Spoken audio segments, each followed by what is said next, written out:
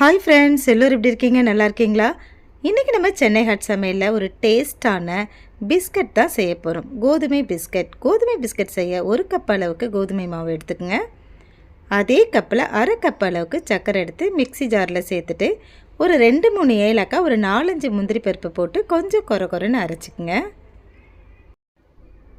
அரைச்ச சர்க்கரையை இப்போ கோதுமை மாவில் சேர்த்துட்டு நல்லா கலந்து விடலாம். சர்க்கரை மாவும் நல்லா ஈவனாக ஆகிற வரைக்கும் நல்லா கைவிடாமல் கலந்து விடுங்க. சமையல் ஆயில் கொஞ்சம் இதில் சேர்த்துக்கலாம். ஒரு 4 ஸ்பூன் அளவுக்கு இதில் சேர்த்துருக்கேன். ஒரு அரை ஸ்பூன் அளவுக்கு நெய் சேர்த்துக்கலாம். நல்லா வாசனையாக இருக்கும். சூப்பரான கிறிஸ்பியான இந்த பிஸ்கெட்டை அழகாக நம்ம கொஞ்ச நேரத்துலலாம் செஞ்சிட போகிறோம்.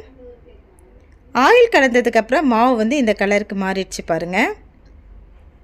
தண்ணி லைட்டாக கொஞ்சமாக தான் அதில் தெளித்து விட்டுட்டு அழகாக இப்போ பிசைந்து எடுக்கணும்.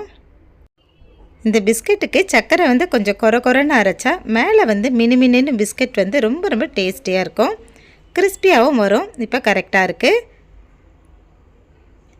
பிஸ்கட் அச்சு இருந்ததுன்னா நீங்கள் இது போல் செய்துட்டு அந்த அச்சு வச்சு எடுத்துக்கலாம். அப்படி இல்லைன்னு சொன்னால் வீட்டில் இருக்க பாட்டில் மூடி ஏதாவது ரவுண்ட் ஷேப்பில் இருந்ததுன்னா அதை போட்டு நம்ம எடுத்துக்கலாம். இப்போ மாவை இது போல் திரட்டிட்டு அச்சு வச்சு நான் எடுக்கிறேன். இந்த டிசைன்ஸு ரொம்ப அழகாக இருந்தது, அதனால தான் எடுத்தேன். சும்மா லைட்டாக அழுத்தி விட்டுட்டு எடுத்துட்டிங்கனாவே வந்துடும். மாவு ரொம்ப சாஃப்டாக இருக்கும்.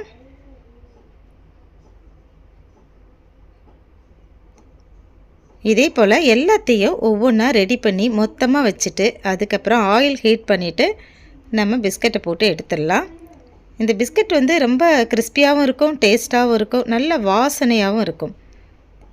கடையில் போய் நம்ம பிஸ்கட் வாங்கினோன்னா அது தரமாக இருக்கான்னு நமக்கு தெரியாது. நமக்கு தெரிகிறதெல்லாம் வீட்டில் செய்துட்டு தெரியாத பட்சத்தில் தவிர்க்க முடியாமல் இருந்தால் கடையில் வாங்கி நம்ம சாப்பிட்லாம்.